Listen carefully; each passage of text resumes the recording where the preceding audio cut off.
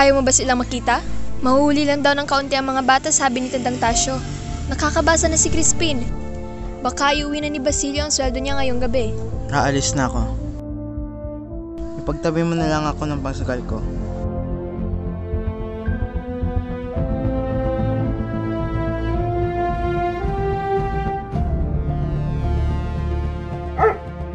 Diyos ko po, naway walang mangyaring masama sa aking mga anak, lalong-lalo na kay Crispin. Nanay! Buksan ninyo ang pinto! Madali, Nay! Basilio?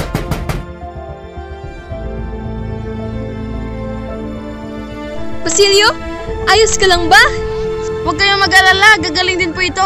Si Crispin nga po pala, naiwan sa simbahan. Naiwan?